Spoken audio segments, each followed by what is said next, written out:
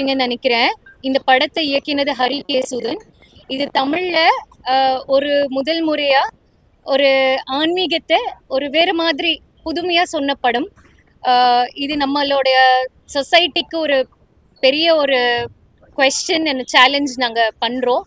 Just to understand the script and இது நம்ம எவ்வளோ முன்னேறி இருக்கோம், நம்ம எவ்வளோ எவால்வ் ஆகிருக்கோம் அப்படின்றத ஒரு கேள்வி கேட்குற மாதிரி கூட இந்த படம் அமையும்.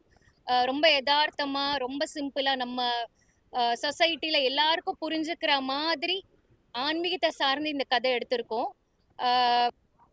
இது ஒரு நீங்க ஒரு கன்னியாஸ்திரியா பாக்குறீங்களா இந்த கதையில, இந்த கதாபாத்திரத்தை ஒரு சாதா பொண்ணா பாக்குறீங்களா, இதை நீங்க எப்படி அண்டர்ஸ்டாண்ட் பண்ணிக்க போறீங்கன்றது இந்த படம் ரிலீஸ் ஆன உடனே தெரியும். நம்ம எல்லாருக்கும் நம்ம ஆடியன்ஸோட ரெஸ்பான்ஸ்ல தெரியும். ஸோ கண்டிப்பா படம் பாருங்க.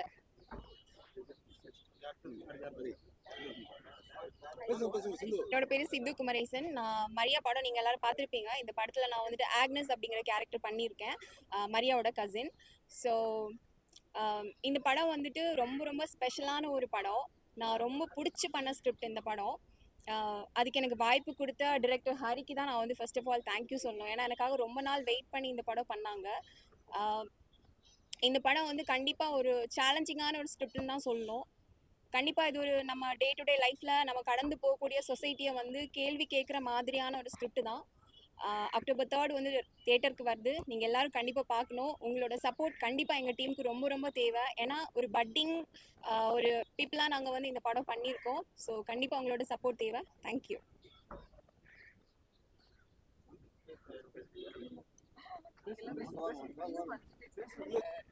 சாயோட அம்மாவா பண்ணியிருக்கிறேன். என் பேர் சுதா. என்னோட character name Daniela. Character name Daniela. எனக்கு அதுவே இப்போதான் தெரியும். ஏன்னா அம்மா அம்மான்னு தான் கூப்பிட்டுருக்காங்க. ஸோ மூவி என்னன்னா, இப்போ ஆன்மீகம் இந்த மாதிரி விஷயங்கள்லாம் இருந்தாலும், பொண்ணாக இருந்தாலும் பையனாக இருந்தாலும் பேரண்ட்ஸ் கிட்ட வந்து அவங்களோட விஷ் என்னவோ அதை சொல்கிறாங்க அப்படின்னா அதையும் நம்ம மதிக்கணும் அப்படின்ற ஒரு விஷயம் இருக்குது. அதை காட்டுற ஒரு படமும் கூட இது. எல்லாரும் இதுக்கு சப்போர்ட் பண்ணுவீங்க நம்புகிறோம். கண்டிப்பாக பார்த்துட்டு உங்கள் ஃபீட்பேக் என்னன்னு சொல்லுங்கள். தேங்க்யூ. ஸோ ஹாய், என்னோட பேர் அபிநயா. இது எனக்கு first project. So Hari, thank you so much. First of all இந்த படம் வந்து எல்லா கேர்ள்ஸுமே நான் பார்க்கணுன்னு நினைக்கிறேன். ஏன்னா இந்த மாதிரி ஆர்ட் ஃபிலிம்ஸ்லாம் வந்து தேட்டருக்கு வர்றது ரொம்ப கஷ்டம். பட் ஆனால் அதையும் தாண்டி இந்த படம் தேட்டருக்கு வரப்போகுது. ஸோ அக்டோபர் 3 எல்லாருமே தேட்டரில் இந்த படத்தை பார்க்கணும். Thank you so much.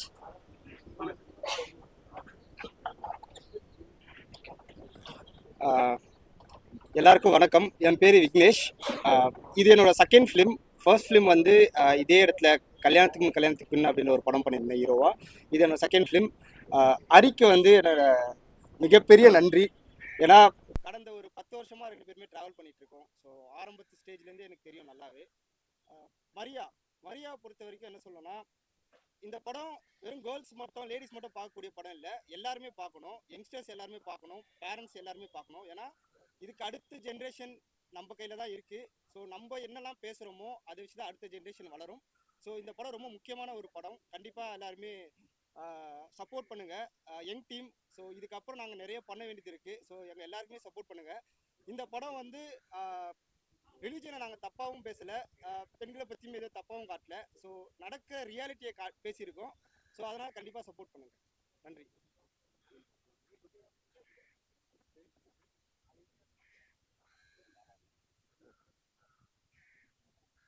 ஹாய், என் பேர் மணிசங்கர்ஜி.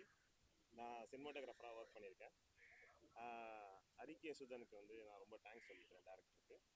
அண்ட் ஹரியோத்ரா சாருக்கும் நான் ரொம்ப தேங்க்ஸ் சொல்லிக்கிறேன். So thank you.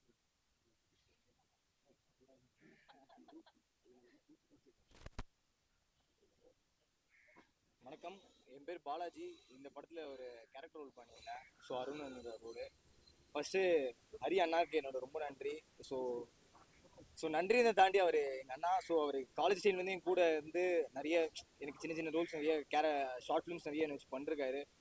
ஸோ எனக்கு ரொம்ப ஒரு மாதிரி பார்க்கும்போது ரொம்ப பெருமையாக இருந்துச்சு இந்த படத்தை. ஸோ கண்டிப்பாக சப்போர்ட் பண்ணுங்கள். அதையும் தாண்டி இந்த படத்தில் வந்து அந்த ஒரு பாயிண்ட் தான் எல்லாமே அந்த ஹியூமன் எமோஷன்ஸ் கிட்டத்தட்ட. ஸோ யாருக்கு என்ன வேணால் இந்த ஹியூமன் எமோஷன்ஸை வரலான்றது தான் அவர் சூப்பராக சொல்லியிருக்காரு. இந்த மாதிரி ஒரு டிஃப்ரெண்ட் பேஸ் பிளாட்ஃபார்மில். ஸோ கண்டிப்பாக நீங்கள் படம் பார்த்துட்டு சப்போர்ட் பண்ணுங்கள். ஸோ தியேட்டரில் எல்லாருமே பாருங்கள். ஹாய், என் பேர் காமிஷ். நான் இந்த படத்தில் எடிட்டராக ஒர்க் பண்ணியிருக்கேன். ஹரிக்கு ரொம்ப தேங்க்ஸ். இந்த படம் வந்து எனக்கும் ஒரு கிரேட் எக்ஸ்பீரியன்ஸ் கொடுத்துருக்கு. படம் ரிலீஸ் ஆகும்போது எல்லோரும் பாருங்கள், சப்போர்ட் பண்ணுங்கள். ரொம்ப தேங்க்ஸ்.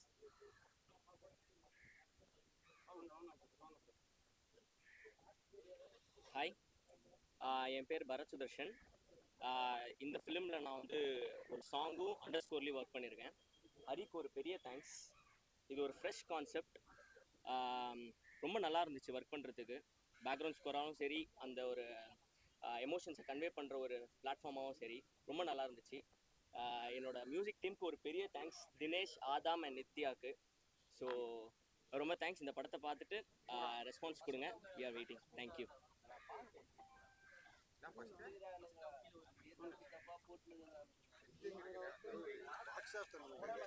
எல்லாருக்கும் வணக்கம். என்னோட பேர் ரேகா குமரன். நான் இதில் ரேச்சல்னு ஒரு கேரக்டர் பண்ணியிருந்தேன். அவ்வளோ விசிபிளாக இல்லை. அது இருந்தாலும் சொல்ல அந்த மெசேஜ்க்கு என்ன தேவைப்பட்டதோ அது ரொம்ப அழகாக கொடுத்துருந்தாங்க ஹரி. அண்ட் எல்லா டீமில் இருந்த எல்லாருமே ரொம்ப நல்லா ஒர்க் பண்ணியிருந்தாங்க. சமுதாயத்தில் இருக்கிற கட்டமைப்பில் யார் எப்படி இருக்கணும்னு சில விதிமுறைகள் தான் இருக்குதான். ஆனால் அதில் எப்படி இருக்கலான்றது ஒரு இண்டிவிஜுவல் கிட்ட இருக்கிற ரைட்ஸும் கூட. ஸோ அதை தான் இங்கே பேசியிருக்காங்கன்னு நினைக்கிறேன். ஒரு ஃபீமேலாக அவங்களுக்குன்னு கொடுத்துருந்த ஒரு கட்டமைப்பு இருந்தது. பட் அதுலேருந்து அவங்க இருக்கணுமா வேணாமான்னு ஒரு முடிவெடுத்து ஒரு விதமாக ட்ராவல் பண்ணாங்க மரியா. ஸோ எல்லாருமே ரொம்ப நல்லா ஒர்க் பண்ணியிருந்தாங்க. அண்ட் நீங்களும் உங்களோட சப்போர்ட் கொடுத்துருக்கீங்க. படத்தை பார்த்துட்டு அக்டோபர் 3 அன்னைக்கு மக்களும் இந்த டீமுக்கு சப்போர்ட் பண்ணுவாங்கன்னு நம்புகிறேன். தேங்க்யூ. This is Nithyasri. நான் பூவின் கோபம் அப்படின்னு ஒரு பாட்டு பண்ணியிருக்கேன் மரியா படத்தில். நான் வந்து Bharath Sudharshan and team thank பண்ணுறேன். அண்ட் டிரெக்டர் சாருக்கும் ரொம்ப தேங்க்ஸ். கான்செப்சுவலி ரொம்ப new film in Kollywood. So எல்லாருக்கும் கண்டிப்பாக பிடிக்கும்னு நினைக்கிறேன். தேங்க்யூ. சாரி, ஆக்சுவலாக ஒருத்தருக்கு தேங்க்ஸ் சொல்லணும், ரொம்ப பெரிய தேங்க்ஸ் சொல்லணும், அது சொல்லலை. பாவல் அண்ணாக்கு. இந்த படம் வந்து பாவல் அண்ணா வந்து இல்லைனா இந்த படத்தில் பெரிய ஒரு விஷயம் நாங்கள் லாஸ் பண்ணியிருப்போம். ஸோ ஏன்னா ரொம்ப முக்கியமான ஒரு கேரக்டர் இந்த கதைக்கு வந்து எல்லாத்தையுமே பற்றி சொன்னது அவர் மட்டும்தான். ஸோ அதனால் அவர் இல்லைனா இந்த கதை வந்து எவ்வளோ தூரத்துக்கு எங்கே போயிருக்குன்னு தெரியாது. இவ்வளோ தூரத்துக்கு எடுத்து வந்ததுக்கு ஒரு முக்கியமான ரீசனும் பாவல் அண்ணா தான். ரொம்ப நன்றி. நான் பேசி எல்லாருக்கும் வணக்கம். அடுத்த இப்போ 2 பெரிய படங்கள் இருக்குது. இந்த பெரிய படங்களுக்கு நடுவில் வந்து மரியாவும் வருது. ஸோ மரியாவை வந்து கண்டிப்பாக வந்து ஊடக நண்பர்கள் தான் கொண்டு போய் சேர்க்கணும். ஏன்னா ஒரு பார்க்கும்போதே உங்களுக்கே தெரிஞ்சிருக்கும், ரொம்ப எல்லாமே புதுசாக இப்போ தான் வராங்க. அதனால புதுசாக ஒரு போல்டாக ஒரு அட்டம் பண்ணும்போது எப்பவுமே வந்து நீங்கள் வந்து ஆதரவு தெரிவிச்சிருக்கீங்க. இந்த ஆதரவு வந்து மரியா டீமுக்கும் நீங்கள் வந்து கண்டிப்பாக தருவீங்க அப்படிங்கிற ஒரு பெரிய நம்பிக்கை இருக்குது. ஸோ மக்கள்கிட்ட போய் இது சேரும்போது தான் இந்த மாதிரியான ஒரு கட் ஃபீலோட அடுத்த ஒரு புதுசான ஒரு தைரியமாக நம்ம சொல்லலாம், நம்ம மனசில் இருக்கிற கதைகளை பேசலாம் அப்படிங்கிற ஒரு உணர்வு வந்து நிறைய யங்ஸ்டர்ஸ்க்கு, புதுசாக வரக்கூடிய இயக்குநர்களுக்கு வரும்னு நான் நம்புகிறேன். அதனால் கண்டிப்பாக தயவு செஞ்சு வந்து இந்த மரியா படத்தை மக்கள்கிட்ட கொண்டு போய் சேருங்க. மக்கள் வந்து உள்ள தேட்டருக்கு வர்றதுக்கான என்ன விஷயங்கள் பண்ண முடியுமோ அது பண்ணுங்கள். மரியா சார்பில், மரியா டீமினுடைய சார்பில் நான் உங்ககிட்ட கேட்டுக்கிறேன். ஸோ ஒட்டுமொத்த டீமுமே உங்களோட சேர்ந்தா நானுமே இன்னைக்கு படம் பார்த்தேன். எனக்குமே ஒரு ஃப்ரெஷ்ஷான ஒரு ஃபிலிம் பார்க்குற மாதிரியான ஒன்று இருந்துச்சு. ஸோ ஹரி மாதிரியான ஒரு புதுசான யங்ஸ்டர்ஸ் வரும்போது மட்டும்தான் இந்த மாதிரியான புது அட்டம்ஸ் வந்து வர்றதுக்கான நிறைய வாய்ப்புகள் இருக்கும். ஸோ நன்றி ஊடக நண்பர்கள். ஹாய், என் பேர் ஆதவன். இந்த படத்தில் ஈபியாக ஒர்க் பண்ணியிருக்கேன். ஸோ இந்த படம் வந்துட்டு கம்ப்ளீட்டாக ஹரியோட விஷன் தான் வந்துட்டு. அண்ட் அதை நம்பி வந்தவங்க நாங்கள் எல்லாருமே வந்துட்டு வேறு எதுவுமே இல்லை. அண்ட் நீங்கள் படம் பார்த்துருப்பீங்க, உங்களுக்கு படம் பிடிச்சிருக்குன்னு நம்புகிறேன். இந்த படத்தை வந்து லைக் பப்ளிக் கிட்ட போய் சேர்க்கறதால வந்துட்டு like contemporary cinema, main stream சினிமாக்குள்ளே வர முடியுன்ற ஒரு நம்பிக்கை உண்டாக்கும். அது அடுத்தடுத்து நிறைய இந்த மாதிரி படங்கள் வரதுக்கான ஸ்கோப் நிறைய இருக்கும். அண்ட் இந்த படத்தை லைக் கொண்டு வந்து தியேட்டருக்கு சேர்த்த சார் லைக் ஹரி உத்ராக்கு ரொம்ப தேங்க்ஸ் சொல்லிக்கிறேன். அண்ட் இந்த இடத்துல 2 பேர் வர முடியல. அரவிந்த் கோபாலகிருஷ்ணன், இன்னொரு மியூசிக் டைரக்டர், அண்ட் வந்து அதுக்கப்புறம் எடிட்டர் நிஷார் ஷெரீஃப் வந்துட்டு வர முடியல 2 பேர்னாலையும். ஸோ அவங்க சார்பாக நான் வந்துட்டு லைக் அவங்க சைடில் நான் அது பதிவு பண்ணிக்கிறேன். அண்ட் கம்ப்ளீட்டாக குரூக் சப்போர்ட் பண்ணுங்கள். கேஷ் வந்து லைக் நிறைய இது பண்ணியிருக்காங்க. ஸோ அவங்களுக்கு உங்கள் சப்போர்ட் தேவை. தேங்க்யூ. வந்திருக்க எல்லாருக்கும் ரொம்ப நன்றி. வந்திருக்க எல்லாருக்கும் ரொம்ப நன்றி. நான் எல்லாருமே படம் பார்த்துட்டு தான் வந்திருக்கீங்க.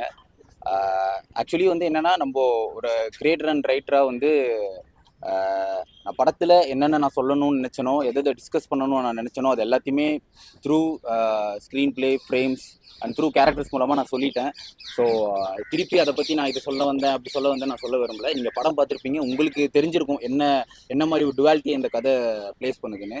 இதை வந்து நம்பி இதை வந்து தேட்டருக்கு வந்து என்னை சப்போர்ட்டிவாக கூட நின்ன உத்ரா அண்ணாவுக்கு வந்து நான் ரொம்ப தேங்க்ஸ் சொல்கிறேன். அவர் தான் டிஸ்ட்ரிபியூட்டர். அவரை நான் சாருன்னு கூப்பிட்றத விட அண்ணான்னு கூப்பிட்றது தான் அதிகம். ஏன்னா ஒரு கண்டென்ட்டை நம்ம வந்து தைரியமாக நான் இந்த படத்துக்கு ப்ரொடியூஸ் பண்ணியிருக்கேன். ஸோ ப்ரொடியூஸ் பண்ணி எடுத்துடலாம். ஒரு கதையை வந்து நம்ம எழுதுறதுக்கு ஒரு டைம் தேவைப்படுது, அதை உருவாக்குறதுக்கு ஒரு டைம் தேவைப்படுது.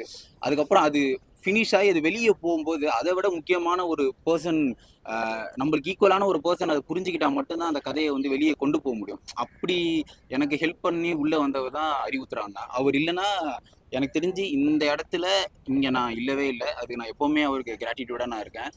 அண்ட் மோரோவர் படத்தை வந்து நீங்கள் பார்த்துருப்பீங்க. படத்தை சப்போர்ட் பண்ணுங்கள். அண்ட் டெக்னீஷியன்ஸ் எல்லாருமே உங்களை பற்றி சொன்னாங்க. ஸோ உங்களுக்கு இந்த படம் வந்து ஒரு டிஃப்ரெண்ட்டான எக்ஸ்பீரியன்ஸை கொடுத்துருக்குன்றதை மட்டும் நான் நம்புகிறேன்னு நினைக்கிறேன். ஏன்னா அதே தான் மக்களுக்கும் போய் சேரும். ஏன்னா இந்த படம் வெளியே போகும்போது ஒரு ஹெல்த்தியான டிஸ்கஷன் இது வெளியே கொண்டு போகணும். அது மட்டும்தான் இதோட மெயின் எய்ம். இது சரி அது தப்பு அப்படின்னு எங்கேயும் சொல்லப்படலை. எங்கேயுமே அது டெஃபினட்டிவாக ரெஜிஸ்டரும் பண்ணப்படலை. அதனால தான் கிளைமேக்ஸ் வந்து டு த ஆடியன்ஸாக விட்டதுக்கான காரணமுமே அதுதான். ஸோ இந்த படத்தை முடிஞ்ச வரைக்கும் நீங்கள் மக்கள்கிட்ட போய் கொண்டு சேர்ப்பீங்கன்னு நான் வந்து ரொம்ப தாழ்மையுடன் கேட்டுக்கொள்கிறேன். நன்றி.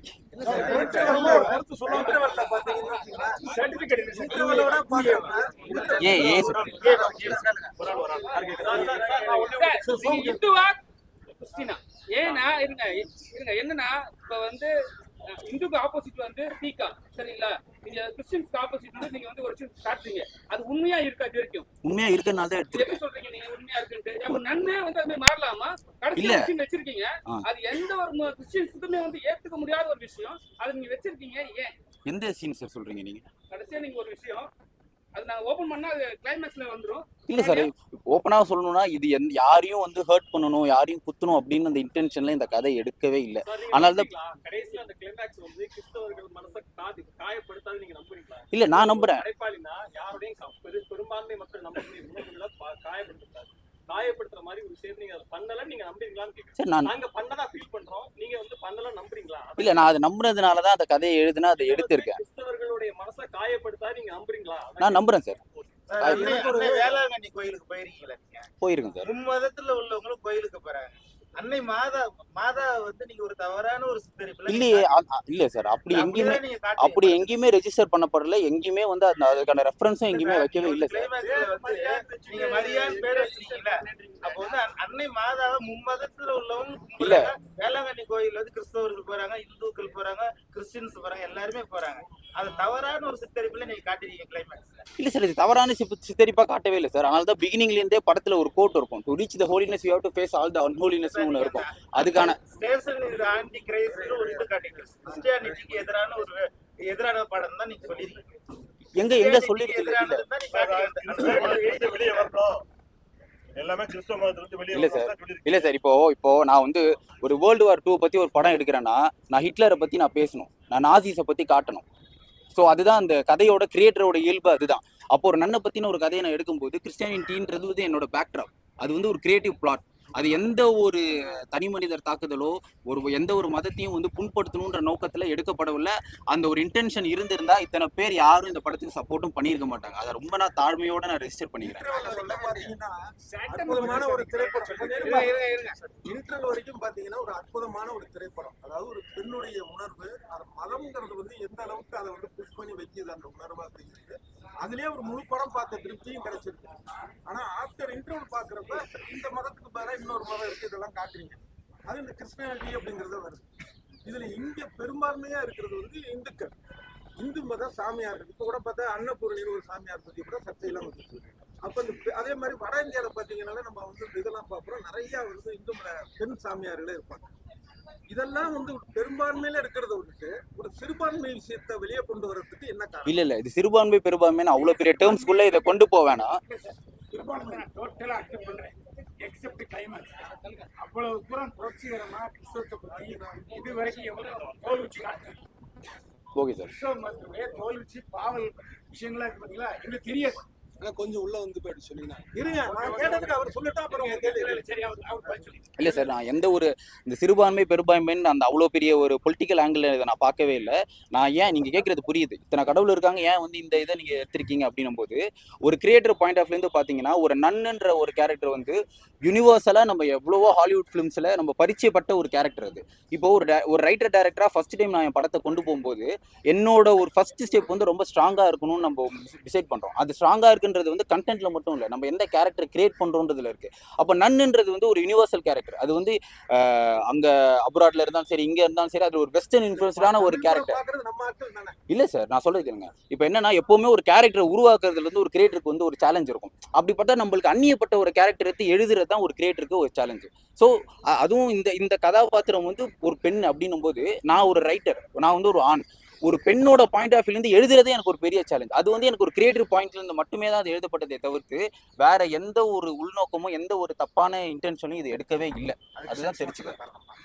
என்ன சார், கதையில சொன்னபடி பார்த்தா அது மட்டும் தான் உங்களுக்கு ஒடுக்கப்படுது. நீங்க சிரிச்சிடலாம் சார், நீங்க சிரிக்கலாம், கோவப்படலாம், அழுதுடலாம், நட் ரோட்லேயே எல்லாத்தையுமே பண்ணலாம். சில விஷயங்கள் நீங்கள் பண்ண முடியாது. அப்போ ஒரு நன்னா இருக்கும்போது அவங்க சிரிக்கலாம், கோவப்படலாம், என்ன வேணா பண்ணலாம். பட் அவங்களால சில விஷயங்கள் பண்ண முடியாது. அது பண்ணக்கூடிய இடத்துல அவங்க போகலை. அங்கே சுற்றி இருக்க அந்த வேர்ல்டு அதை வந்து ப்ரொவோக் பண்ணுது. ப்ரொவோக் பண்ணும்போது ஆட்டோமேட்டிக்காக எல்லாருக்குமே ஒரு ஏர்ஜ் வரும். அதை தான் நான் காமிச்சிருக்கேன் தவிர்த்து யாரையுமே நான் தப்பா சொல்லலை. அப்படியா சார் ஏ சர்டிஃபிகேட் கொடுத்தாங்க? சார் புரட்சிகரமான கருத்தை எடுத்துருக்கீங்க. இல்ல ஏன் சொல்றீங்க? கிளைமாக்ஸ்ல அவ்வளவு புரட்சியா இல்லையே சார். இல்ல சார், நான் புரட்சி பண்ணணும். ஒரே ஒரு விஷயம் சார், இது வரைக்கும் சினிமாவில் கிறிஸ்டியானிட்டிய உண்மை விஷயங்களை, பல இருட்டடிப்பு விஷயங்களை கொண்டு வந்த பெருமை உங்களுக்கு தான். அது என்னுடைய பாராட்டு. ஆனா அன்பினிஷ்டா முடிச்சுட்டீங்களே. அந்த பெண்ணு வாழ்றாளா வாழலையா, இல்லாட்டி கன்சீவ் ஆயிட்டாளா, இல்லாட்டி தலைகளை மாறிட்டாளா? இல்ல சார், அதுக்கு ஒரே ஒரு பதில் சொல்லிடுறேன். என்னன்னா படம் ஃபுல்லா வந்து பாத்தீங்கன்னா அதனால தான் பிகினிங்ல இருந்து கதை வந்து ஒரு டிராமாவே போவாது. நடுவில் நிறைய சரியல் விஷயங்கள் உள்ளங்க வரும். நிறைய இமேஜஸா இருக்கட்டும், சில டிஃப்ரெண்டான கேரக்டர் சிம்பிள்ஸ் நான் உள்ள காட்டுறதுக்கான அர்த்தமே என்னன்னா இது வந்து ஒரு டிராமா மட்டுமே கிடையாது, டிராமா கம் சரியல் ஃபிலிம் அப்படின்றத நம்ம காட்டுறோம். அப்போ கடைசியில நீங்க கேட்ட அந்த ஒரு விஷயம் நடக்கும்போது, கிளைமேக்ஸ்ல நடக்கும்போது நான் ரெண்டு குளோபலான விஷயங்களை பத்தி பேசுறேன். இந்த பக்கம் கிறிஸ்டியானிட்டின்னு ஒன்று பேசுறேன், அதுக்கு எதிராக இருக்க ஒரு விஷயம் ஒன்று பேசுறேன். ஸோ வாழ்க்கையே வந்து அந்த இன்யான் தியரி மாதிரி தான். ஒரு கருப்புக்குள்ளேயும் ஒரு வெள்ளை இருக்கு, ஒரு வெள்ளைக்குள்ளேயும் ஒரு கருப்பு இருக்கு. டுவாலிட்டி ஆஃப் மென், நம்மளுக்குள்ள வந்து கிரேனஸும் இருக்கு, கெட்டதும் இருக்கு. ஸோ அதை இந்த படத்துல காட்டணும். அது அதோட மெயின் இன்டென்ஷனுக்கு மட்டும்தான் அது எடுக்கப்பட்டது. அண்ட் மோரோவர் அதோட கிளைமேக்ஸோட இன்டென்ஷன் ஏன் அப்படி நான் விட்டுருக்கேன் அப்படின்னா, ரெண்டு குளோபல் டாபிக்கை நான் பேசியிருக்கும் போது இது சரி இது தவறு அப்படின்ற பதிலை வந்து சொல்லக்கூடிய உரிமை எனக்கு கிடையாது. நான் இன்னைக்கு சொல்ற பதில் இன்னைக்கு எனக்கு சரியா படலாம், ஒரு 5 வருஷம் கழிச்சு நான் இந்த படத்துல சொன்ன பதில் எனக்கு தப்பா இருக்கும். அப்போ அதை வந்து நான் டிஸ்கஷன் வந்து ஆடியன்ஸ் கிட்ட விடுறதுதான் பெஸ்ட். ஒரு அப்ஸ்ட்ராக்ட் எண்டிங் தான் இதுக்கு தேவைப்படும் எனக்கு தோணுச்சு. அது வந்து ஹெல்த்தியா இருக்கும்னு நான் நம்பினேன். அதனாலதான் அப்படி ஒரு அப்ஸ்ட்ராக்டான ஒரு ஓகே பிளாக்கா இருந்தா அது யோசிச்சு பாருங்கன்னு சார் பேசுறது ரொம்ப சூப்பரா இருந்தது. அவ்வளவு துணிச்சலா அந்த விஷயங்கள்லாம் பேசுனீங்க. கிளைமாக்ஸையே எங்க முடிவு போட்டீங்க? சரி இல்ல அதான் சார், நான் என்ன சொல்றேன், நான் எப்பவுமே ஒரு விஷயத்த நம்புற ஆளு சார். எப்பவுமே ஃபிலிம் மேக்கர்ஸை விட ஆடியன்ஸ் அண்ட் பீப்புள்ஸ் வந்து நம்மளை விட ஒரு 10 மடங்கு அறிவாளிகள் நம்புற ஒரு ஆளு. ஸோ அவங்களுக்கு தெரியும், உங்களுக்கே தெரியும் நான் என்ன ரெஃபரன்ஸ் வச்சிருக்கேன்னு. அது நீங்க டீகோட் பண்ணி அதை உங்க காதால கேட்கறதா எனக்கு சந்தோஷம். அப்போ நீங்க ஒரு கிளைமேக்ஸ் சொல்லுவீங்க, அவர் ஒரு கிளைமேக்ஸ் சொல்லுவார், இவர் ஒரு கிளைமேக்ஸ் சொல்லுவார். அப்போ ஒரு கதைக்கு நான் கிளைமேக்ஸ் கொடுக்க விரும்பல. நீங்க இத்தனை கிளைமேக்ஸ் சொல்லும் போது இத்தனை பெர்ஸ்பெக்டிவ்ல இருந்து இந்த கதைகள் வருதா அப்படின்னும் போது அதை கேட்கறது தான் ஒரு கிரியேட்டரோட ஒரு சந்தோஷமா இருக்கும். அதோட இன்டென்ஷன் மட்டும்தான் அது. அதான் உண்மை. நீ உன்னுடைய விருப்பத்தை மட்டும்தான் நீ யோசிக்கிற, ஆனா மற்றவங்க அதுல காயப்படுவாங்களே நீ யோசிக்கிறேன்னு ஒரு வார்த்தை வருதுன்னா கிளைமேக்ஸ்ல. ஆமா அது என்ன படம்? ஆமா சார், ஏன்னா இப்போ நீங்க சொன்னது கரெக்ட் பாயிண்ட். நீங்க சொன்ன பாயிண்ட்ல என்னன்னா அப்போ அந்த பொண்ணு வந்து தப்பா இருக்குன்னா என் கேரக்டர்ஸே நிறைய கேள்விகள் அவளுக்கு கேட்குது. நீங்க தப்பான ட்ராக்ல போறீங்க, தப்பு பண்றீங்க, அது அந்த சீன் நான் ஏன் சார் வைக்கணும்? அப்போ அதை தப்புன்னு தான் நான் ஒரு இடத்துல காட்டுறேன். என்ன நான் வாழ்க்கையில ஒரு நல்ல விஷயத்த காட்டணும்னா நான் கெட்ட விஷயத்த காமிச்சு தான் ஆகணும். இந்த கருப்பு டெஃபினேஷனா தெரியணும்னா நான் ஒயிட் பேக்ரவுண்ட்ல நின்னா தான் தெரியும், கருப்புல நின்னா தெரிய மாட்டேன். அதோட பிலாசபி தான் இது. கதாநாயகி கிளைமேக்ஸ்ல கன்சீவ் ஆகுது இல்லையா, அப்போ ஏசு மீண்டும் வராருன்னு காட்டுறீங்களா எப்படி? அது உங்களுக்கு என்ன புரிஞ்சதோ அதுதான் சார். சார் எடுக்கிறப்பவே உங்களுக்கு தெரியுது படம் ஏன் சொல்லிட்டேன்னு. சீன்ஸ் இன்னும் கொஞ்சம் வச்சிருக்கலாம்.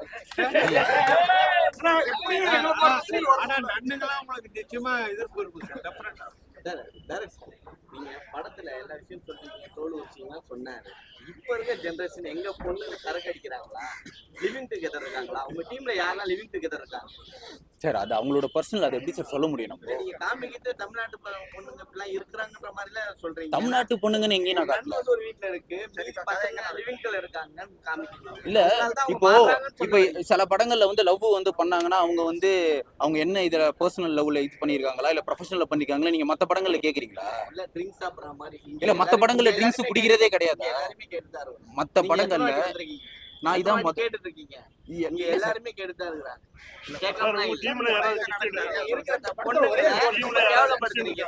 சார் தப்பு, அப்படி இல்ல சார். கண்டிப்பா அந்த ஒரு நோக்கம் கிடையவே கிடையாது சார், அது கிடையவே கிடையாது. சேட்டனை பத்தி நீங்க அது ஒரு குறிக்கோள் கிளியரா தெரிஞ்சது. அந்த பாயிண்ட் ரொம்ப அழகா சொல்லிருக்கீங்க. எக்ஸலண்டா அவரோட கேமியோ தான் படுத்துறோம். தேங்க்யூ. ஆனா சேட்டான் எடுத்தாலே ஒரு கான்ட்ரோவர்சி வரும். சேட்டானிக் வெர்சஸ் சல்மான் ருஷ்டியோட புக் எவ்வளவு கான்ட்ரோவர்சி சார்? இந்த கிறிஸ்டியானிட்டி பத்தி நீங்க காரணம் இல்ல சார், இது இந்த கதையை எடுக்கும்போது கிறிஸ்டியானிட்டி போர்ஷன்ஸா இருக்கட்டும் சரி, ஆன்டி கிரைஸ்ட் போர்ஷன்ஸா இருக்கட்டும் சரி, அது ரெண்டுத்துக்குமே R&D இல்லாம தீசஸ் இல்லாம எடுக்கல. இந்த ஸ்கிரிப்டுக்கு மட்டுமே கிட்டத்தட்ட 3 வருஷம் எனக்கு தேவைப்பட்டுச்சு, தீசஸ் மட்டும். நீங்க சொன்னபடி பார்க்கும்போது டீம்ல யாராவது கிறிஸ்டியன் இருக்கீங்களா? சென்சார் பார்த்து என்ன சொன்னாங்க? அவங்க ஏதாவது சொன்னாங்களா? முஸ்லிம்ஸ் எல்லாம் இருக்காங்க. முஸ்லிம்ஸ் என்ன சொன்னாங்க, கிறிஸ்டியன்ஸ் என்ன சொன்னாங்க, இந்துஸ் என்ன சொன்னாங்க? ஏன் கேக்குறேன்னா அதுல வந்து எல்லாரும் கலந்து இருக்காங்க. சரிங்களா? கிறிஸ்டியன்ஸ் எதிரான படம் மாதிரி எங்களுக்கு தோணுது சார், எனக்கு தோணுது. சரியா? அதனால இது கேள்வி கேட்குறேன். இல்ல சார், இப்போ நீங்க கேட்ட அந்த சென்சார் போர்டில் இருக்க ஆஃபீஸர்ஸ் வந்து இந்துவா முஸ்லீமானா எனக்கு தெரியாது. ஏன்னா படத்தை வந்து உள்ள கமிட்டியில பார்ப்பாங்க, நான் வெளியே உட்காந்துட்டு இருப்பேன். உள்ள என்ன நடக்குது, அவங்களோட டீட்டெயில்ஸ் வந்து அவங்களோட ஹிஸ்ட்ரி நம்மளுக்கு தெரியாது. ஆனா அவங்களுக்கு வந்து இது வந்து ஒரு தப்பான படம் அப்படின்னா இதை எதுக்கு அவங்க சென்சார் பண்ணி வெளியே விட்டுருக்கணும்?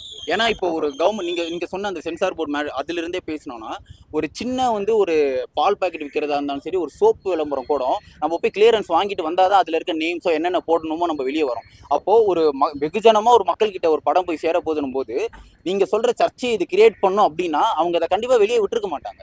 ஏன் வெளியே விட்டுருக்காங்க அப்படின்னா இதுக்குள்ள ஒரு ஆர்டிஸ்டிக் சென்ஸ் இருக்கு, அவ்வளவுதான். கட்ஸ் இருக்கு.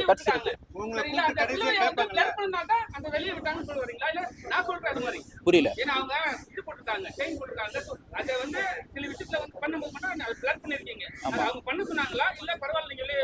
இல்ல அது வாண்டடா, அது included in cuts. Periyar street Arjun அப்படின்னு வந்து அந்த நோட்டீஸ்ல வச்சிருக்கீங்க. பெண்ணுரிமை போராளி பெரியார் தமிழகத்துக்கு தெரியும். எக்ஸாக்டா நீங்க பெரியார் ஸ்ட்ரீட் அர்ஜன் அப்படிங்கிற அந்த ஸ்ட்ரீட் பேர் வைக்கிறதுக்கு என்ன காரணம்? அந்த ஸ்ட்ரீட்டே ஃபேக் தான் சார்.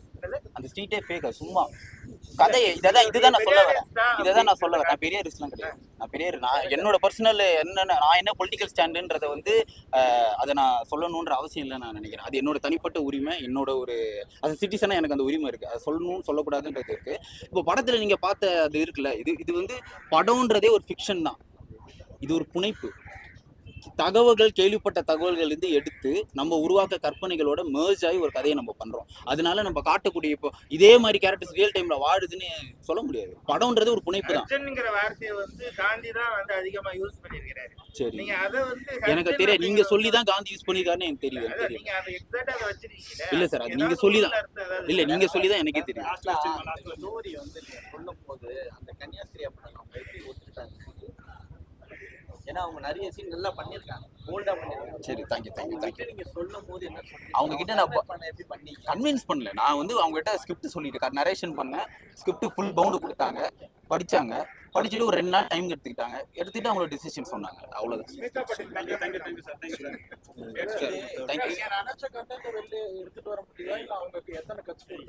இல்ல ரொம்ப ஒரு பேசிக்கான கட்ஸ் இருந்தது. ரொம்ப ஏன்னா ஏ சர்டிபிகேட்ன்றதுனால கட்ஸ் இல்லாம இல்ல, நிறைய கட்ஸ் இருந்தது.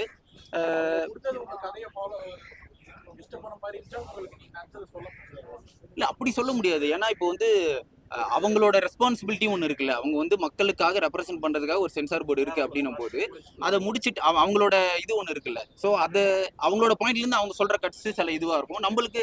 ஏன்னா நம்ம ஷூட்டிங்கில் வந்து பார்க்கும்போது நம்ம நினச்ச கேமரா கூட சம்டைம்ஸ் கிடைக்காது, நினச்ச லென்ஸு கிடைக்காது. அப்போ அங்கேயே நம்மளுக்கு கிரியேட்டிவிட்டி உடையுது. அப்போ இவங்க கட்ஸு சொல்கிறதுனால என் கிரியேட்டிவிட்டி உடையுதுன்னு சொல்கிறதுல வந்து அது ஒரு முட்டாள்தனம் நான் நினைக்கிறேன். ஏன்னா கிரியேட்டிவ் காம்ப்ரமைசேஷன்றது வந்து ஸ்கிரிப்ட்லேருந்தே இருக்குது. நிறைய டெலிட்டட் சீன்ஸ் இருக்குது, நிறைய டெலிட்டட் ரைட்டிங்லேயே இருக்குது. அப்படின்னும் போது இது அவங்களோட பாயிண்ட்லேருந்து அது கரெக்டு. அந்த கட்சி எந்த ஒரு வகையிலையும் வந்து கிரியேட்டிவா படத்தை பாதிக்கல. கருத்து இல்ல. டாய்லெட்ல ஒரு முக்கியமான பத்திரிகையாளர் சொன்னார், அவங்க இருக்காரு, ஆர்எஸ்எஸ் காசுல எடுக்கப்பட்ட படம்.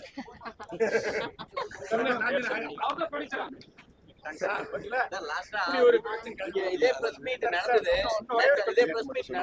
விஜய் ஆண்டனி சார் வந்து ஒரு ட்ரிங்க்ஸ் மேட்டர் சொல்லும் போது கிருஷ்ணாட்டில இருந்து ஒரு இது கேட்ட மன்னிப்பு கேட்க சொல்லி ஒரு இது பண்ணாங்க, என்ன போராட்டம். சப்போஸ் கிருஷ்ணாட்டி பார்த்துட்டு இது மாதிரி வந்தாங்கன்னா பிரச்சனை, தேட்டர்ல விடக்கூடாதுன்னு என்ன பண்ணுங்க? இல்ல உண்மையிலேயே அவங்களோட மனசு புண்படுச்சுன்னா அப்பாலஜைஸ் பண்றதுல நான் யோசிக்கிறதா இல்லை, நான் பண்ணுவேன். ரெடி டு இதுதான். ஸோ வந்து அவர் படத்துல ஃபுல்லா டைலாக், எல்லாரும் டைலாக், அவரோட பெரிய டைலாக், நிறைய டைலாக் ஏன் மென்ஷன் பண்ணீங்க வச்சுக்கீங்க? இல்ல அப்படி இல்ல, அந்த கேரக்டரோட டிசைன் அப்படி இல்ல. நான் வரல. இப்ப நீங்க கேக்குற வரைக்கும் எனக்கு பயம் இருக்கதான் செய்யுது. என்ன நடக்க போகுது அப்படிங்கிற பயம் எல்லாம் எனக்கு இருக்கதான் செய்யுது. பாதுகாப்போட இருங்க. ஆமா கண்டிப்பா இருக்கும். எழுதி வச்சுக்கீங்க. நீங்க தான் முதலாளி. ஏன்னா எல்லா விஷயம் ஆன்டி கிறிஸ்டியானிட்டி பூரா சொல்லுவீங்க. ஆனா நீங்களா இருக்கீங்க, எல்லாரும் இருக்கீங்க, எங்களை பத்திரமா எடுத்துட்டு போய் சேர்த்துருவீங்கிற ஒரு நம்பிக்கைனால வேற எதுவும் இல்லை. ஆனா அக்டோபர் 3 வந்து படம் ரிலீஸ் ஆகுது. தயவு செஞ்சு எல்லாரும் ஆதரவு கொடுங்க. கொஞ்சம் நாள் புதிய படைப்பு, அது எந்த சந்தேகமே இல்லை. துணிச்சலான படைப்பு. ஏன்னா ரெண்டாவது நீங்க சொன்ன கருத்துல டைட்டில மாத்துன்னு சொல்லிப்பானே ஏன்னா அதுவே ஒரு கான்ட்ரவர்சியான விஷயம் தான். இல்ல சார், அந்த மாதிரி எந்த இஷ்யூ வரல சார். அந்த மாதிரி இஷ்யூ எதுவும் வரல சார். சந்தோஷம். ரொம்ப நன்றி. ரொம்ப